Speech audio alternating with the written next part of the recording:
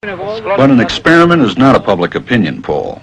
It examines behavior under the pressure of social forces, as the experiment of Solomon Asch reveals. The experiment you'll be taking part in today involves the perception of lengths of lines. As you can see here, I have a number of cards, and on each card there are several lines. Your task is a very simple one. You're to look at the line on the left and determine which of the three lines on the right is equal to it in length.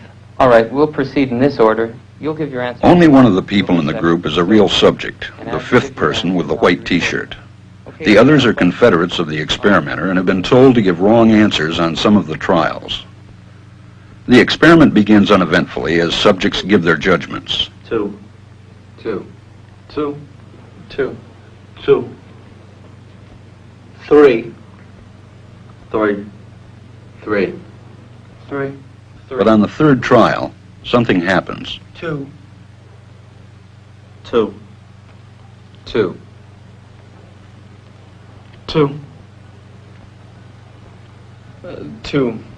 The subject denies the evidence of his own eyes and yields to group influence.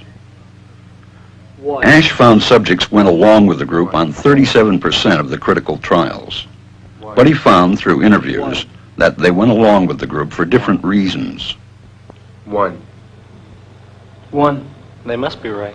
There are 4 of them and 1 of me. 1. This subject's yielding is based on a distortion of his judgment.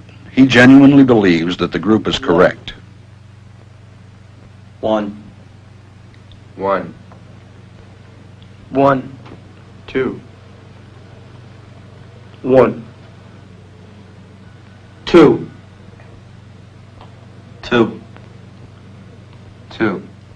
I know they're wrong, but why should I make waves? 2.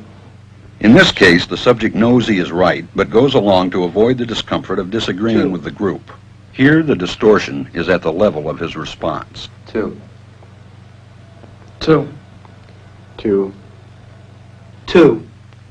In the previous experiment, the naive subject stood alone against the group. In this variation, Asch gave the naive subject a partner, here seated in the third position, who also gives the correct response. 1.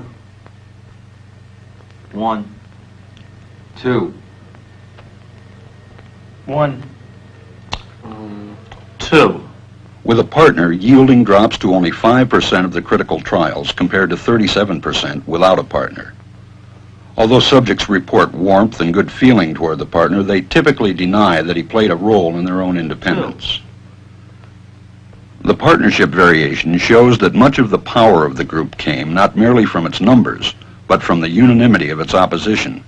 When that unanimity is punctured, the group's power is greatly reduced. Sometimes we go along with the group because what they say convinces us they are right.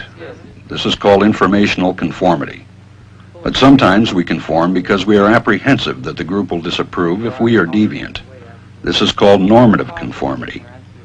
The strength of the normative factor is shown in another variation carried out by Asch. In this variation, the subject is told that because he had arrived late, he would have to write his answers. Subjects in this private response experiment are exposed to the same amount of misleading information as other subjects, but they are immune from any possible criticism by the group. 1. And this enormously reduces the pressure to conform. Conformity drops by 2/3. Asch's experiment is a classic. It reveals how people will deny what they see and submit to group pressure. It allows us not only to observe conformity, but to study the conditions that increase or reduce its occurrence.